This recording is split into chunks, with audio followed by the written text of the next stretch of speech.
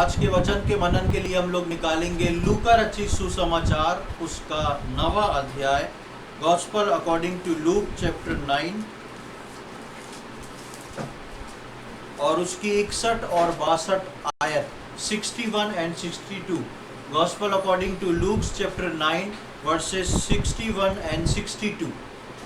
एक और ने भी कहा, हे प्रभु, मैं तेरे पीछे हो लूंगा, पर पहले मुझे जाने दे कि अपने घर के लोगों से विदा ले आऊं। यीशु ने उससे कहा, जो कोई अपना हाथ हल पर रखकर पीछे देखता है, वह परमेश्वर के राज्य के योग्य नहीं। पिछले दिनों में हम लोग सीख रहे थे वेदी पे आग जलती रहे। उसके बाद हमने सीखा था कि वेदी पे आग किस प्रकार लगातार जलती रहे, बुझने ना पाए। और आज हम एक खास बात को देखने जा रहे हैं जो कि वेदी की आग से ही रिलेटेड है, जो कि वेदी की आग के पीछे का एक एक्शन है और जो बहुत खास है। पिछले दिनों में हम वेदी की आग के बारे में बहुत सारी बातों को सीखा और समझा। आज हम उस बात को देखने जा रहे हैं कि कौन सी चीज़ जो है वेदी की आग को बनाए रखने के लिए या उसको जलते रहने के लिए सबसे महत्वपूर्ण होती है। यहाँ पर हम प्रभु यीशु मसीह की एक बात को देखते हैं और वो एक व्यक्ति से कहता है, एक और ने भी कहा, हे प्रभु, मैं तेरे पीछे हो लूँगा, पर पहले मुझे जाने दे कि अपने घर के लोगों को विदा कर लूँ। और प्रभु यीशु मसीह उससे कहते हैं, यीशु ने उससे कहा, जो कोई अपना हाथ हल पर रखकर पीछे देखता है, वो परमेश्वर के राज्य के योग्य नहीं। जो कोई अपना हाथ हल पे रख के, हल पर हाथ रख के जो पीछे देखता है। एक खेती के लिए जब हल को लेके जोतने जाते हैं, भूमि को जोतने बोने जाते हैं और सारी तैयारी कर ली और हल को जो है थोड़ा सा प्रेशर देना पड़ता हाथ से ताकि वो ज़मीन में गड़ के चले। उस पे हाथ रखने के बाद सब तैयारी हो गई, अब उसको आगे बढ़ना है। उस पे हाथ रखने के बाद अगर ये पता पड़े कि वो व्यक्ति जिसने सारी तैयारी कर ली और हाथ रखा और उसके बाद फिर वो सोच रहा, उसके बाद जो है वो कुछ सोचने लगा है, हल तैयार करके सोच रहा, उस विषय में प्रभु यीशु मसीह ने बोला कि ऐसा व्यक्ति मेरे पीछे चलने के योग्य नहीं। इस सोचने की कंडीशन जो है कब आती है? जब एक विश्वासी जो है निर्णय लेने में सक्षम नहीं हो पाता।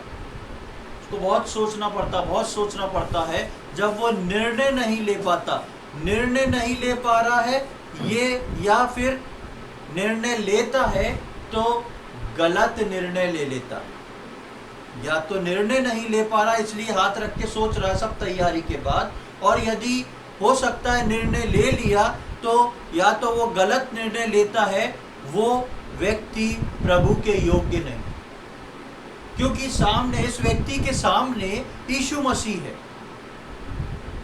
इसका हर निर्णय जो है वो यीशु मसीह के आधार पे होना था और ये सारी तैयारी करता है। इसके अंदर इच्छा है कि प्रभु के पीछे चलूं, लेकिन वो बोलता है, प्रभु रुक जा जरा। तैयार हो गया जाने के लिए यीशु मसीह के पीछे और बोलता है, प्रभु रुक जा, मैं आता हूँ। यीशु मसीह बोलता है, तुम हल पे हाथ रखने के बाद इस विचार में यदि रहते हो कि अभी ये बाकी है, अभी ये करना है, या निर्णय नहीं ले पाते, या ऐसा निर्णय जो कि तुम गलत रीति से ले रहे हो, वो व्यक्ति जो है मेरे पीछे चलने के योग्य नहीं। जब हम उस वेदी के बारे में पढ़ रहे थे तो हमने क्रूस के बारे में पढ़ा था और लिखा था कि जो व्यक्ति क्रूस उठा के प्रतिदिन मेरे पीछे ना चले, वो मेरे योग्य नहीं। क्रूस उठा के पीछे चलना जो है वो अपने जीवन में मसीह निर्णय को लेना है और मसीह के लिए अपने जीवन में निर्णय को लेना है। यहाँ पर हम देखते हैं कि ये व्यक्ति के सामने मसीह है, ये व्यक्ति मसीह के साथ सहमत है उसके साथ चलना चाहता है, लेकिन निर्णय नहीं ले रहा, और जो निर्णय ले रहा है वो उसका निर्णय गलत है, क्योंकि वो वापस जाके फिर आना चाहता है। और प्रभु जानता है कि एक व्यक्ति जब वापस जाता है तो उसका आना जो है वो दुगनी कठिनाई का कारण होता है। इसलिए यीशु मसीह बोलता है, जो हल पे हाथ रख के पीछे की ओर देखता है या सोचता है या निर्णय नहीं कर पाता है, वो मेरे पीछे चलने के योग्य नहीं है। विश्वास में आने के बाद हमारे सारे निर्णय बहुत ही महत्वपूर्ण होते हैं। हम सब जानते हैं कि हम बचपन से, जब से होश संभालते हैं, अपने जीवन में बहुत सारे निर्णयों को लेते हैं, लेकिन जब हमारा उद्धार होता है, जब हम प्रभु यीशु मसीह को अपना उद्धारकर्ता के रूप में ग्रहण कर लेते हैं, उसके बाद हमारा हर निर्णय बहुत ही महत्वपूर्ण हो जाता है। इवन एक छोटा सा निर्णय कि आज मैं क्या खाऊंगा, ये निर्णय भी बहुत महत्वपूर्ण हो जाता है, क्योंकि आपकी देह पवित्र आत्मा का मंदिर बन चुका है। आपके निर्णय जो हैं वो यीशु मसीह के अनुसार होना जरूरी है। इसलिए विश्वास में आने के बाद हमारे सारे निर्णय बहुत ही महत्वपूर्ण होते हैं।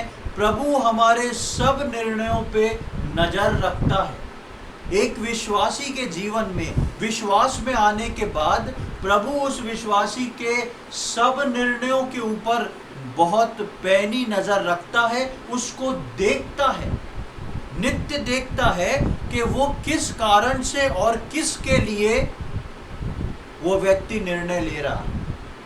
समझ रहे हैं आप बात को, कि प्रभु यीशु मसीह में आ जाने के बाद, प्रभु यीशु मसीह को जान लेने के बाद, उसको उद्धारकर्ता के रूप में ग्रहण करने के बाद, परमेश्वर मेरे और आपके सारे निर्णयों को बहुत ध्यान से देखता है कि मैं और आप छोटे से बड़ा निर्णय जो ले रहे हैं वो कैसा है और हमारा निर्णय लेने के पीछे का कारण क्या है। इसलिए हमारे निर्णय जो हैं वो बहुत ही महत्वपूर्ण हैं। हमारे निर्णय या तो हमारे आत्मिक जीवन को मजबूत कर देते हैं, हमारे विश्वास में आने के बाद हमारे लिए हुए निर्णय हमारे आत्मिक जीवन को या तो मजबूती से खड़ा कर देते हैं, मजबूती से ऊंचा बना देते हैं, या फिर वो हमको कमजोर बना के नीचे भी गिरा देते हैं। और शैतान एक विश्वासी के जीवन से यही चाहता है। जब वो सोचता है एक विश्वासी, तो सोचने पे कोई रोक नहीं है।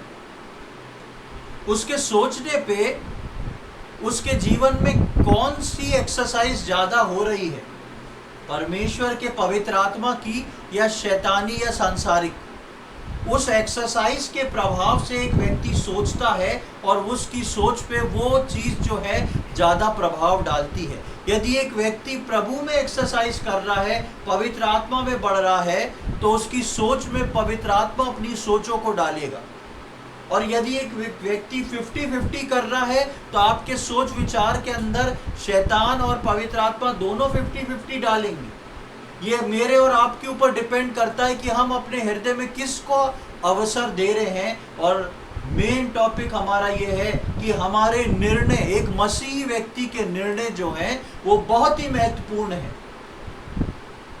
क्योंकि परमेश्वर उन पे नजर रख रहा है। हमारे घर वाले, हमारे देश के लोग, हमारे समाज के लोग, संसार के लोग उस पे नजर नहीं रख रहे। किसी से कोई मतलब नहीं है, कोई कैसे भी जी सकता है। लेकिन परमेश्वर के प्रति आप यदि प्रभु यीशु मसीह को उद्धारकर्ता के रूप में ग्रहण करके आ चुके हैं, तो प्रभु आपके निर्णयों के ऊपर नजर रखे हुए हैं। आप परमेश्वर की आंखों के नीचे अपने हर निर्णय को ले रहे हैं, सोच विचार को ले रहे हैं। प्रभु जो है, परमेश्वर का वचन बोलता है, वो तो हृदय को जांचता है। भजन 11 बोलता है कि वो उसकी आंखें मनुष्य को परखती है और नित्य देखती रहती है। तो परमेश्वर जो है मेरे और आपके निर्णयों पे बहुत ही ध्यान देता है। और मसीह निर्णय जो है, मसीह जीवन में आने के बाद निर्णय लेना जो है, या तो आपको मसीह में मजबूत करके आपकी गवाही को बना के ऊंचा खड़ा कर देगा, या आपको नीचे गिरा के पूरी तरह बर्बाद कर देगा, परमेश्वर से दूर कर देगा। इसलिए मसीह जीवन के निर्णय जो हैं वो मेरे और आपके लिए बहुत ही महत्वपूर्ण है। जल्दी से हम परमेश्वर के वचनों में जाएंगे। हम देखेंगे एस्तर की किताब, उसका 2 अध्याय, बुक ऑफ एस्तर चैप्टर 2। अय्यूब से पहले आपको एस्तर मिल जाएगा। एस्तर की किताब, भजन संहिता, उससे पहले अय्यूब, उससे पहले एस्तर। एस्तर की किताब, उसका 2 अध्याय। और इस बात को समझने के लिए पढ़ना तो हमें पूरी किताब पड़ेगी, लेकिन आप उसको घर जाके पढ़ सकते हैं। मैं कुछ चुनिंदा आयतों को आपके सम्मुख रख के मैं बैकग्राउंड एक्सप्लेन करूंगा, क्योंकि यदि मैं उन सबको रखूंगा तो बहुत समय निकल जाएगा। सबसे पहले हम पढ़ेंगे एस्तर की किताब, उसका 2 अध्याय और उसकी 2 आयत से लेके 4 आयत को पढ़ेंगे।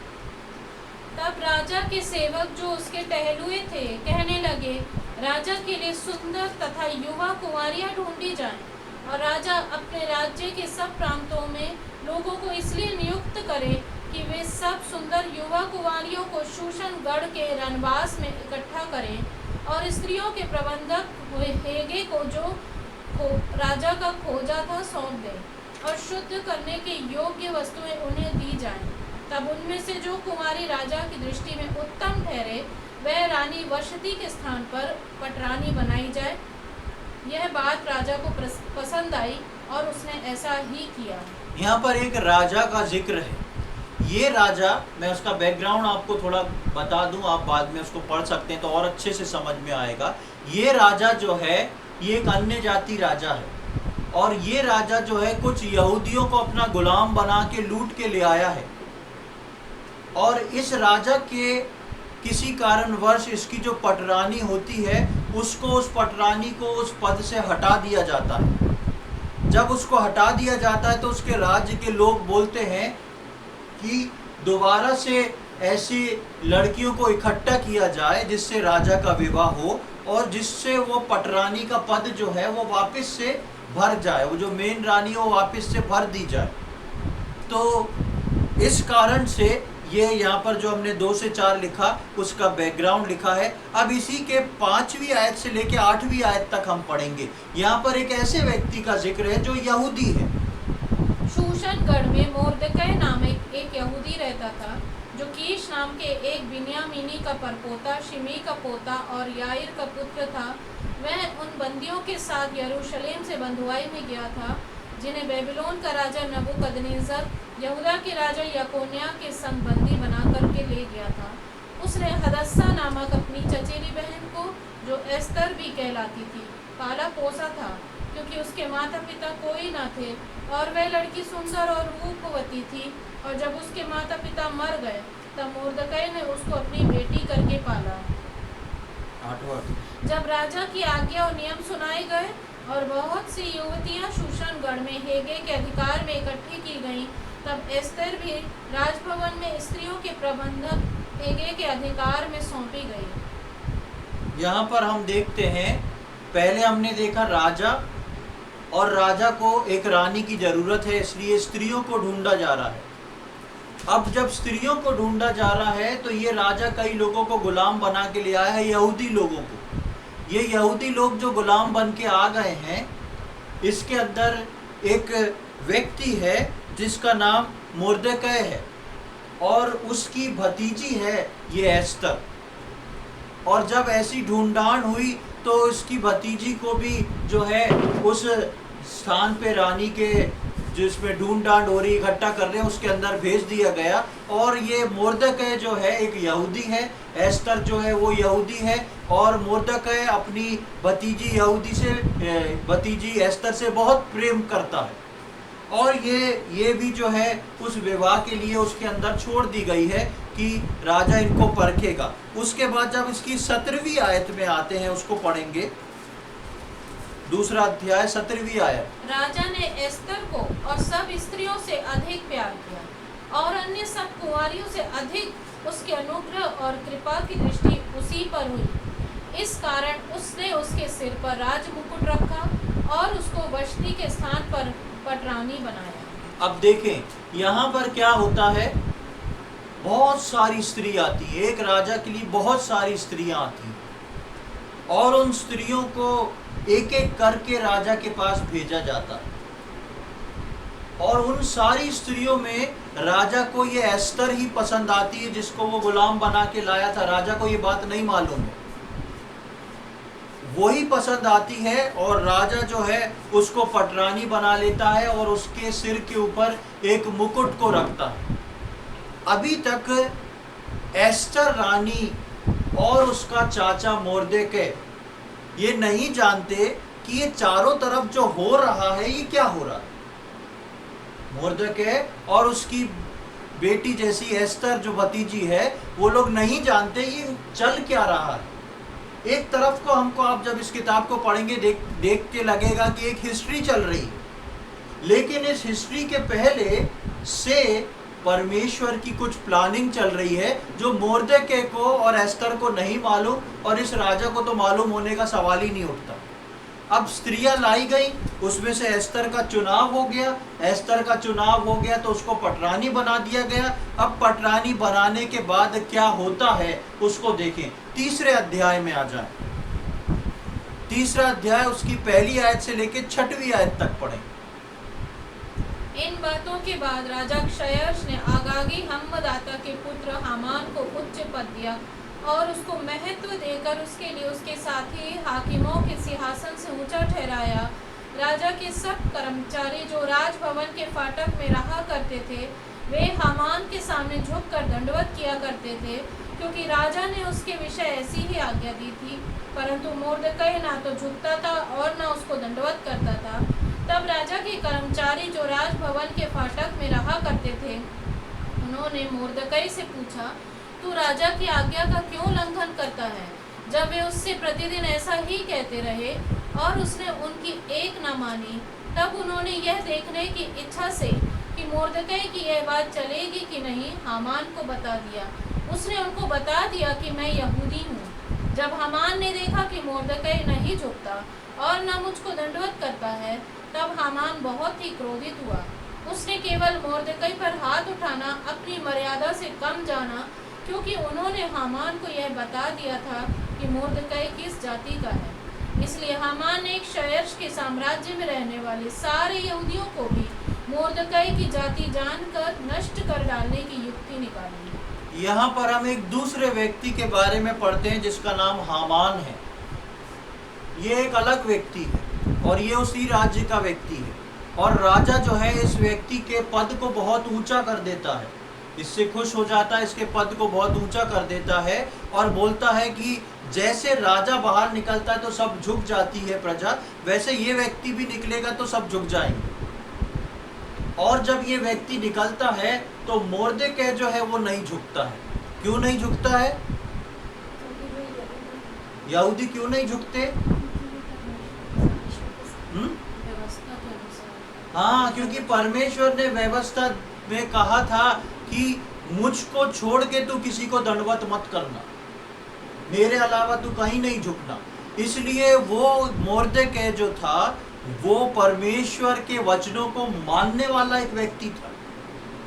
और बहुत सारे यहूदी आए हैं, उनके बारे में नहीं लिखा है कि वो क्या करते थे, लेकिन मोर्देकै की जब बात आई तो वो परमेश्वर के अलावा कहीं नहीं झुकता था। और हम देखते हैं कि ये बात जो है हामान तक पहुंचती है, और हामान को जब पता पड़ता है तो उसके मन में एक घमंड काम करता है। वो कहता है इसको अकेले को मरवाना मेरे स्टैंडर्ड से नीचे है, अगर मरवाना ही है तो मैं क्या करूंगा, सारे यहूदियों को मरवा दूंगा। जितने यहूदी यहाँ पर हैं ये पहले से ही गुलाम हैं, इन सबको मरवा दूंगा, और इनको मरवाने के लिए मैं कोई षड्यंत्र रचूंगा जिससे राजा की ऐसी आज्ञा निकले कि जिससे मैं इन सबको मरवा दूं। इस बात में एक बात मुझको और आपको सीखने को मिलती है, परमेश्वर जिससे छुटकारा कराना चाहता है उसको चुनने के लिए ऐसे व्यक्ति को चुनता है जो परमेश्वर के वचनों को मानता है। इतने यहूदी थे लेकिन परमेश्वर मोर्देकै को चुनता है क्योंकि वो अकेला था जो झुकता नहीं था और परमेश्वर के वचनों के आधार पे चलता था। आगे हम देखते हैं कि जब ये सारी बातें होती हैं तो उनको मारने के लिए एक बात निकलती है। अब आ जाए चौथे अध्याय पे। चौथा अध्याय उसकी 8वीं आयत को देखें, वहां क्या लिखा है। फिर यहूदियों का विनाश करने की जो आज्ञा शूशन में दी गई थी, उसकी एक नकल भी उसने हताक के हाथ में एस्तर को दिखाने के लिए दी और उसे सब हाल बताने और यह आज्ञा देने को कहा कि भीतर राजा के पास जाकर अपने लोगों के लिए गिड़गिड़ा कर विनती करें। बस मैं बहुत सारा वचन स्किप करके आगे बढ़ रहा हूँ। आप बहुत इंटरेस्टिंग स्टोरी है, आप इसको घर जाके पढ़ सकते हैं। और ये बात भी मैं आपको बताऊं कि एस्तर की किताब बाइबल में एक ऐसी किताब है जिसमें भारत का नाम आया, हिंदुस्तान का नाम आया। तो इसको आप पूरा पढ़ेंगे तो आपको बहुत अच्छे से समझ में आएगा। मैं बहुत पार्ट स्किप कर रहा हूँ क्योंकि हमारा जो टॉपिक है वो ये नहीं है, लेकिन उस टॉपिक को समझने के लिए ये बैकग्राउंड समझना बहुत ज़रूरी। तो यहाँ पर जब ये बात आती है, ये फैसला दे दिया जाता है कि सारे यहूदियों को मार दिया जाए। राजा कुछ समझता नहीं है, जो हामान उसको बोलता है मान जाता है। और ये मोर्देकै जो है वो परेशान होता है, प्रार्थना करता है, उपवास करता है और जो आज्ञा निकली थी उसकी एक कॉपी जो है वो एस्तर के पास पहुंचा देता है। एस्तर महल में रहती है, मोर्देकै बाहर रहता है। वो किसी तरह एस्तर के पास पहुंचा देता है बताने को कि ऐसा ऐसा जो है हो चुका है। अब इस बात पे एस्तर क्या उत्तर देती है उसको भी देखेंगे। उसकी 11वीं आयत को पढ़ लें। राजा के सब कर्मचारियों वरन राजा के प्रांतों के सब लोगों को भी मालूम है कि क्या पुरुष क्या स्त्री कोई क्यों ना हो जो आज्ञा बिना पाए भीतरी आंगन में राजा के पास जाएगा, उसके मार डालने ही की आज्ञा है। केवल जिसकी ओर राजा सोने का राजदंड बढ़ाए वही बचता है, परंतु मैं अब 30 दिन से राजा के पास नहीं बुलाई गई हूँ। यहाँ पे मोर्देकै इस आस में एस्तर को वो कॉपी भेजता है ऑर्डर की और बोलता है कि ये ऑर्डर की कॉपी जो है वो देख लो और तुम जाके राजा से बात करो कि यहूदी लोगों को ऐसा ऐसा ना किया जाए। ये बात राजा को भी नहीं मालूम कि एस्तर एक यहूदी है। जैसे ही एस्तर इस बात को, इस नोट को देखती है और मोर्देकै की बात को सुनती है, एस्तर जो है घबरा जाती है और एस्तर बोलती है ये संभव नहीं है, क्योंकि हम रानी होने पर भी, चाहे वो पुरुष हो चाहे स्त्री हो, कोई भी बिना राजा के बुलाए उसके पास नहीं पहुंच सकता। और अगर ऐसा करने की कोशिश भी की जाए और राजा के सामने पहुंच जाए तो राजा को अगर पसंद है, वो खुद बात करना चाहता है, तो वो अपने राजदंड को आगे बढ़ा के उसको अपने पास बुला लेगा। और राजा को उसका आना पसंद नहीं आया, राजा इस इच्छा में नहीं है कि उस व्यक्ति से बात करे, तो उसके लिए केवल एक ही दंड है, वो है मृत्युदंड। उसको तुरंत जो है मृत्युदंड देके मार दिया जाएगा। बहुत परेशानी वाली परिस्थिति आके खड़ी हो गई।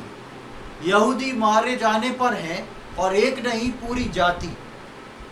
और ये जो एस्तर खुद यहूदी है, ये जाके राजा से बात नहीं कर सकती क्योंकि राजा का रूल ऐसा है। अब इन सारी बातों को वो मोर्देकै को बता देती है कि ऐसा मेरा जाना बहुत मुश्किल है, मैं जानती हूँ यहाँ की पोजीशन, यहाँ कैसे क्या होता है। तो मोर्देकै एस्तर को एक जवाब देता है। उसकी 13वीं और 14वीं आयत को हम पढ़ेंगे। तब मोर्देकै ने एस्तर के पास ये कहला भेजा, तू मन ही मन यह विचार ना कर कि मैं ही राजभवन में रहने के कारण और सब यहूदियों में से बची रहूंगी, क्योंकि जो तू इस समय चुपचाप रहे तो और किसी न किसी उपाय से यहूदियों का छुटकारा और उद्धार हो जाएगा, परंतु तू अपने पिता के घराने समेत नष्ट होगी। क्या जाने तुझे ऐसे ही कठिन समय के लिए राजपद मिल गया हो। बस यहाँ पर हम देखते हैं मोर्देकै जो बात कहता है और करता है। यदि आप मोर्देकै के पूरे कैरेक्टर को अलग से नोट करें तो आपको समझ में आ जाएगा, पूरा वर्सेस पढ़ के जो मोर्देकै के बारे में है, कि मोर्देकै कितना एक अच्छा विश्वासी व्यक्ति था, कितना परमेश्वर के वचन के अनुसार चलने वाला व्यक्ति था। और मोर्देकै अपनी भतीजी को बोलता है, तू ये मत सोच कि ऐसा ना करने से या वहां ना जाने से तू बच जाएगी, तेरे लोग मर जाएंगे और तू बच जाएगी। पर वो बोलता है तू मन ही मन ये विचार ना कर कि मैं राजभवन में रहने के कारण और सब यहूदियों से बची रहूंगी, क्योंकि जो तू इस समय चुपचाप रहे तो और किसी न किसी उपाय से यहूदियों का छुटकारा उद्धार तो हो जाएगा, परंतु तू अपने पिता के घराने समेत नष्ट हो जाएगी। मोर्दकै अपनी भतीजी एस्तर को बोलता है कि ये समय तेरे लिए एक निर्णय लेने का समय है, ये समय तेरे लिए आगे बढ़ने का समय है। तू इस बात को विचार मत कर कि मैं बच जाऊंगी, लेकिन इस बात को सोच के चल कि यदि मैं चुप रह गई तो परमेश्वर तो अपने लोगों का छुटकारा कैसे भी कर लेगा। मोर्दकै को ये आस नहीं लगी कि एस्तर से बोलूंगा ये बचा लेगी सारे यहूदियों को, नहीं, वो एक बात बता रहा है एस्तर को कि तुम इस काम के लिए इस्तेमाल हो, और उसके लिए वो बोलता है तू जो आज चुपचाप रही तो बहुत बड़ी भूल कर देगी, क्योंकि परमेश्वर तो अपने लोगों को किसी न किसी तरह बचा लेगा, लेकिन तू अपने पिता के घराने समेत नष्ट कर दी जाएगी। प्रियो, हमने पहली वर्ष लूका के 9वें अध्याय में पढ़ी कि जो अपना हाथ हल पे रख के सोचता है, जो अपना हाथ हल पे रख के विचार करता है, जो अपने निर्णय को ठीक नहीं ले पाता है, वो प्रभु के योग्य नहीं। और आज उसी बात को मोर्दकै दूसरे शब्दों में एस्तर को बता रहा है। तू जो आज चुप रही, तूने यदि आज निर्णय नहीं लिया, और वो भी निर्णय परमेश्वर के अनुसार, तो परमेश्वर अपने लोगों को तो बचा लेगा, लेकिन तू और तेरे पिता के घराने समेत तू नष्ट कर दी जाएगी। एक सही निर्णय लेने को मोर्दकै एस्तर से बोलता है, और एस्तर के लिए ये वो समय था कि वो अपने परमेश्वर के लिए उस निर्णय को ले। और मोर्दकै एक बात को बोलता है, उसके 14वीं आयत के आखिरी में जो हमने पढ़ा, क्या जाने तुझे ऐसे ही कठिन समय के लिए राजपद मिल गया। मोर्दकै जो है प्रभु में बहुत बड़ा हुआ व्यक्ति है। अब जब मैंने शुरू में आप लोग को बताया था कि राजा को दूसरी रानी चाहिए, और इन यहूदियों में से एस्तर को भी चुन लिया गया है, ये सब क्या हो रहा था ये ना एस्तर जानती थी, ना मोर्दकै जानता था, ना राजा जानता था। लेकिन अब सबसे पहले यदि कोई जानता है तो कौन जानता है? मोर्दकै जानता है। अब जब सब होने के बाद इसको जान गया, इसलिए मोर्दकै कहता है क्या जाने तू इस दिन के लिए यहाँ बैठा ही हो। परमेश्वर के लोगों के पास अगर संकट, कष्ट, तकलीफ आती है तो परमेश्वर उसका निवारण पहले से करके रखता है। इस बात को हम समझ के, सोच के, अपनी बुद्धि में बिठा के रखें। कई बार हमारे सामने जो परिस्थितियां आती हैं, हम सोचते हैं अरे ये क्यों, ये कैसे, इसका क्या होगा, लेकिन परमेश्वर सारी बातों को जानता है, और जो बातें आने की होती हैं एक विश्वासी के जीवन में, परमेश्वर उन सब को जानता भी है और उसके लिए पहले से इंतजाम भी करके रखता है। इसीलिए तो वो परमेश्वर है। इसीलिए वो जब उसको मालूम था यहूदी लोग जो हैं उनको मारने की आज्ञा निकलेगी, उसने राजा की रानी को हटवाया, उसने पटरानी के रूप में एस्तर को नियुक्त करवा दिया, और आज ये समय आया। दूसरा सवाल आता है, क्यों परमेश्वर ने ये तरीका अपनाया? परमेश्वर तो ऐसे भी किसी तरीके से यहूदियों को बचा सकता था, शुरू से बचाता है। परमेश्वर अपने कार्य करने के लिए पुराने नियम में अपने सामर्थ्य को प्रकट करता था। परमेश्वर अपने कार्य करने के लिए पुराने नियम में अपने सामर्थ्य को प्रकट करता था, लेकिन नए नियम में आने के बाद वो, ध्यान से सुनिए, लेकिन नए नियम में आने के बाद वो उस विश्वासी को अपने काम करने के लिए चुनता है जिसकी वेदी पे आग हमेशा जलती रहती है। समझ रहे हैं आप बात को? वो नए नियम में आने के बाद उस विश्वासी को चुनता है जिसकी वेदी पे आग बराबर जलती रहती है, जो कभी बुझती नहीं, जो निर्णय लेने में पक्का है, जो निर्णय लेता है तो परमेश्वर की इच्छा के अनुसार लेता है। और इसलिए उसने मोर्देकै को चुना, उसने एस्तर को चुना, काम करने के लिए एस्तर को चुना, उसको गाइड करने के लिए मोर्देकै को चुना, क्योंकि परमेश्वर अपने लोगों का छुटकारा, अपने लोगों के लिए अपने ही लोगों को चुनता है। दूर दूर से लोग आके परमेश्वर उनको मिला देता है, इस बात के लिए कि वो एक दूसरे की सहायता करें, वो उनके परेशानी का निवारण कर दें। और यहाँ पर परमेश्वर जो है इसी बात को लेके रखता है। और आप देखेंगे कि 8वें अध्याय में आ जाए, उसकी 7वीं और 8वीं आयत।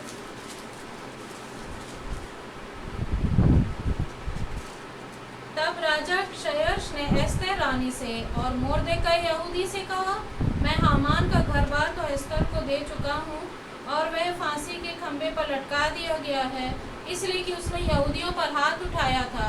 अतः तुम अपनी समझ के अनुसार राजा के नाम से यहूदियों के नाम पर लिखो और राजा की अंगूठी की छाप भी लगाओ, क्योंकि जो चिट्ठी राजा के नाम से लिखी जाए और उस पर उसकी अंगूठी की छाप लगाई जाए, उसको कोई भी पलट नहीं सकता।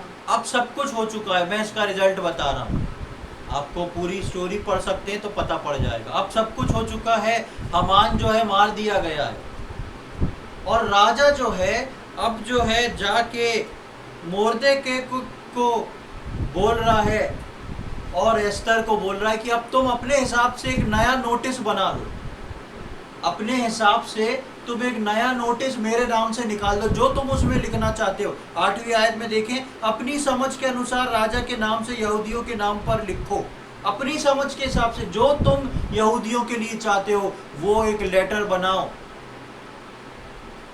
और वो लेटर जो है राजा की ओर से होगा और उस पर राजा की अंगूठी लग जाएगी। लिखना जो तुम्हें है, फैसला यहूदियों का तुमको करना है। ये है परमेश्वर का फेवर उसके लोगों के लिए। इतना बड़ा फेवर परमेश्वर करता है।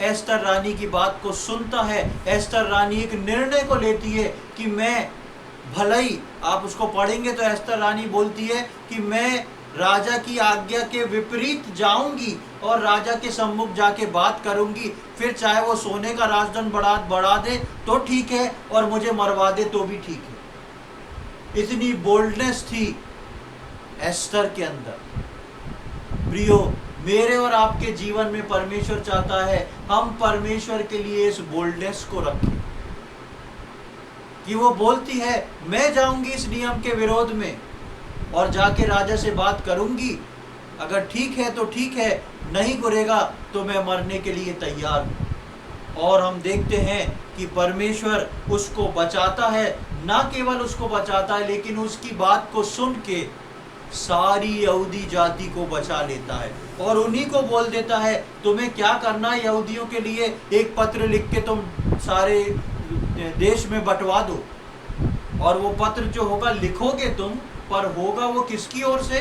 राजा की ओर से होगा। कितना बड़ा फेवर परमेश्वर के लिए जो कदम उठाता है उसको मिलता है। और इसकी 15, 16, 17 आयत को देखें, वहाँ क्या लिखा है 8वें अध्याय का 15, 16, 17। तब मोर्देकै नीले और श्वेत रंग के राजकीय वस्त्र पहने और सिर पर सोने का बड़ा मुकुट धरे हुए और सूक्ष्म सन और बैंगनी रंग का बागा पहने हुए राजा के सम्मुख से निकला। और शूशन नगर के लोग आनंद के मारे ललकार उठे। यहूदियों को आनंद और हर्ष हुआ और उनकी बड़ी प्रतिष्ठा हुई। और जिस प्रांत और जिस नगर में जहाँ कहीं राजा की आज्ञा और नियम पहुँचे, वहाँ यहूदियों को आनंद और हर्ष हुआ और उन्होंने भोज करके उस दिन को खुशी का दिन माना। और उस देश के लोगों में से बहुत लोग यहूदी बन गए, क्योंकि उनके मन में यहूदियों का डर समा गया था। यहाँ पर हम देखते हैं हुआ क्या। जो मोर्देकै था, इसके लिए प्लानिंग थी कि इसको, वो हामान ने प्लानिंग करी थी कि इसको जो है फांसी लगवाऊंगा मैं। आज उस मोर्देकै को नीले और बैंगनी वस्त्र पहना के घुमाया जा रहा है। सारे यहूदी जो है बहुत खुश हो चुके हैं और सारे यहूदी जो है, लिखा है कि आनंद और हर्ष हुआ सारे यहूदियों को। यहूदियों को आनंद और हर्ष हुआ और उनकी बड़ी प्रतिष्ठा हुई। किनकी? यहूदियों की प्रतिष्ठा हुई। और यहूदियों की प्रतिष्ठा, उनका आनंद देख के लिखा है उस देश के जो दूसरे लोग थे वो भी यहूदी बन गए। ऐसा होता है ना कि जब कुछ फायदे का होता है तो लोग पलट जाते, बदल जाते। तो इन लोग ने देखा इनको बहुत सारा वो मिल रहा है, इनको नाम मिल रहा है, पैसा मिल रहा है, सब कुछ अच्छा मिल रहा है, तो ये लोग जो हैं वो भी जाके यहूदी बन जाते। कितना काम परमेश्वर के फेवर का हुआ, लेकिन ये सारा काम जो है एक निर्णय के कारण हुआ। वो निर्णय था एस्तर का। इसलिए यीशु मसीह ने बोला, यदि तुम हल पे अपने हाथ रख के सोचने को बैठ गए हो तो तुम मेरे पीछे चलने के योग्य नहीं हो। मेरे और आपके जीवन में प्रियो, मसीह होने के बाद, विश्वास में आने के बाद हमारा हर निर्णय जो है वो बहुत ही कीमती है, क्योंकि हर निर्णय पर परमेश्वर की नजर है। इस बात को ना सोचे कि ये निर्णय छोटा है। जैसे मैंने उदाहरण के लिए बताया, आपका ये निर्णय लेना कि मैं क्या खाऊंगा, इस पर भी परमेश्वर की नजर रहती, क्योंकि आप पवित्र आत्मा का मंदिर हैं। मेरे और आपके जीवन के हर निर्णय को हम यूं ही ना लें, क्योंकि हर निर्णय एक विश्वासी का जो है वो बहुत ही महत्वपूर्ण निर्णय है और उस पे परमेश्वर की नजर है। जिस प्रकार हमने देखा एस्तर के जीवन में, आप देखेंगे कि दानियल के जीवन में दानियल एक निर्णय लेता है, मैं राजा के भोजन को लेके, उसके दाख मधु को लेके मैं अपने आप को अशुद्ध नहीं करूंगा। और दानियल का वो निर्णय दानियल को बाइबल का सबसे बड़ा भविष्यवक्ता बना देता है। उसकी भविष्यवाणी में और आप आज तक समझ रहे हैं, और उसकी भविष्यवाणी जो उसने करी है वो अभी आने वाली है रैप्चर के समय। कारण क्या हुआ? दानियल का एक निर्णय। दानियल के 3 दोस्त थे जिनको आग में डालने के लिए कहा गया था। वो राजा को कहते हैं, हमने राजा के विरुद्ध में कोई पाप नहीं किया, और हम जो है, राजा अगर हमको आग में फेंकता है तो हमारा परमेश्वर हमको बचाने में सक्षम है, और यदि वो हमको ना भी बचाए तो भी हम इस आग में जाने को तैयार हैं। वो लोग भी वहां पर झुके नहीं थे। वहां पे उनको झुकने के लिए फोर्स किया गया था। एक बड़ी स्टैच्यू थी उसके सामने, वो लोग झुके नहीं थे।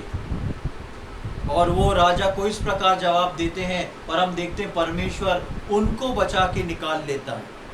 रूत की किताब आप पढ़ेंगे यदि, तो रूत जो थी एक विधवा स्त्री थी। वो एक निर्णय को लेती है कि मैं अपनी सास के साथ वापस जाऊंगी। उसकी सास कहती, बेटी तुम तो अब पति तुम्हारा मर गया, तुम अपने मायके में रहो, लेकिन वो निर्णय लेती, नहीं मैं तेरे साथ वापस जाऊंगी। और रूत का ये निर्णय उसको वापस से एक सुहागन बना देता है। वापस से वो उसको परमेश्वर संतान देता है। ये था रूत का निर्णय जो उसके जीवन को बदलता है। एक और स्त्री के बारे में हम बाइबल में पढ़ते हैं,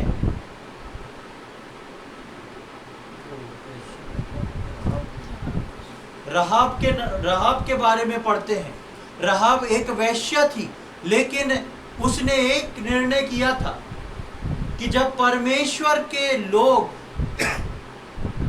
उस देश में जासूसी करने आते हैं तो वो उनको हाइड कर लेती, छुपा लेती है।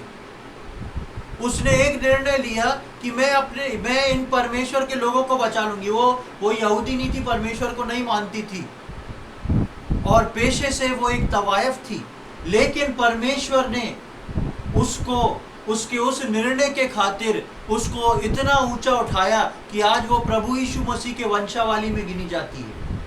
इन सब लोगों ने क्या किया? एक निर्णय को लिया। एक निर्णय शिमशोन ने भी लिया था। एक निर्णय शिमशोन ने भी लिया था, और शिमशोन ने वो निर्णय लिया था जो परमेश्वर के विरोध में था। और शिमशोन का वो निर्णय जो है, शिमशोन को अंधा करके, नंगा करके मरने पे मजबूर कर देता है।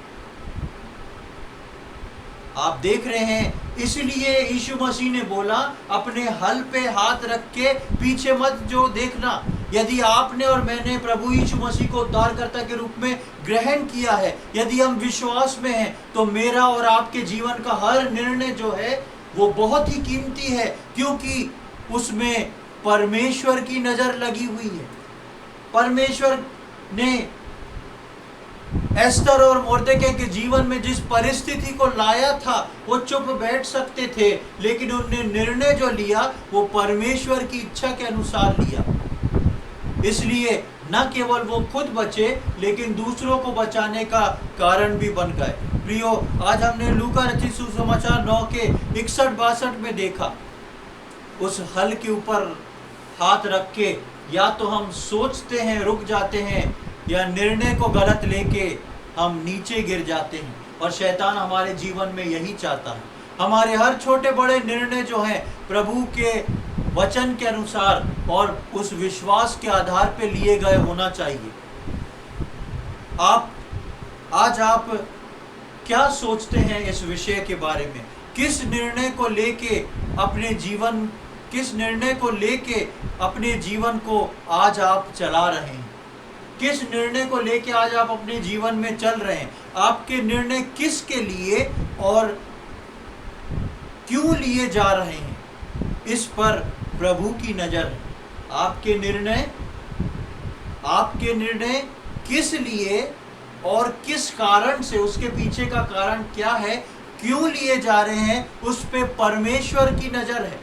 इसलिए सावधान रहें, आपके निर्णय कोई भी क्यों ना हो, अपनी सहूलियत के हिसाब से निर्णय ना लें। परमेश्वर के ठहराए हुए समय, परमेश्वर के ठहराए हुए विचार जो आपके लिए हैं, उसके अनुसार निर्णय लें, क्योंकि ये निर्णय मुझको और आपको ऊंचा उठा सकते हैं, और ये निर्णय मुझको और आपको नीचे गिरा सकते हैं, और कई बार नीचे ऐसे स्थान पर ले जा सकते हैं जहां से हमारे लिए दोबारा उठना जो है वो मुश्किल हो जाता है। सावधान हो, वो हमको लेने आ रहा है, और आपसे वो आपके निर्णय के बारे में जरूर पूछने वाला, क्योंकि अब प्रभु यीशु मसीह का आगमन निकट हो गया है। इसलिए मैं और आप, हर विश्वासी, सुनने वाला हर व्यक्ति, ऑनलाइन पे सुनने वाला हर व्यक्ति इस बात से सावधान रहे कि यीशु मसीह आने वाला है, और वो आपसे आपके लिए हुए निर्णय के लिए जरूर पूछताछ करेगा।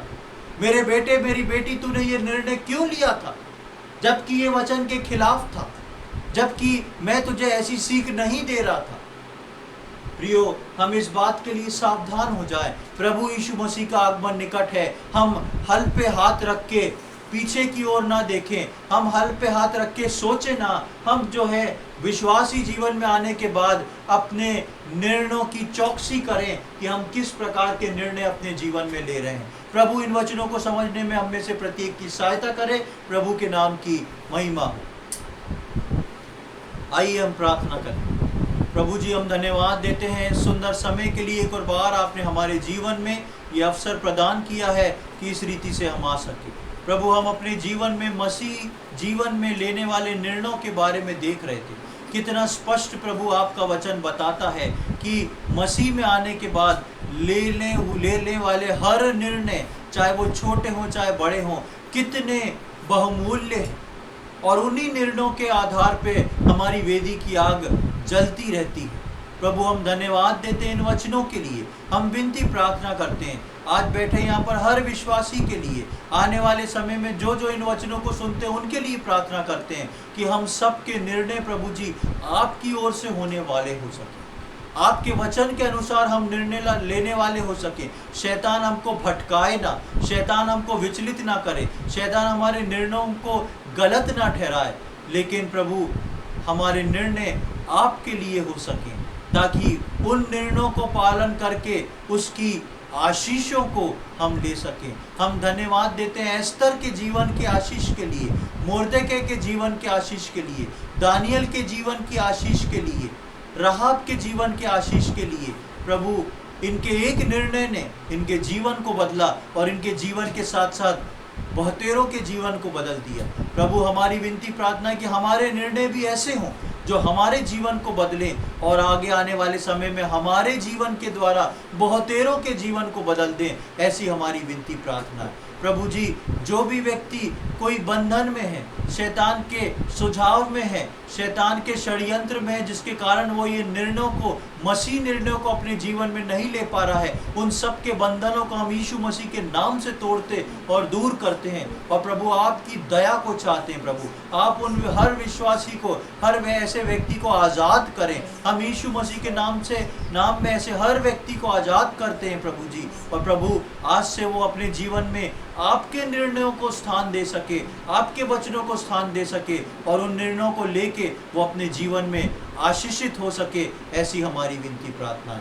धन्यवाद देते हैं प्रभु, आपने हमारी प्रार्थना को सुना। ये सारी बातें अपने उद्धार करता प्रभु यीशु मसीह के पवित्र और मीठे नाम से मांगते हैं, आमीन।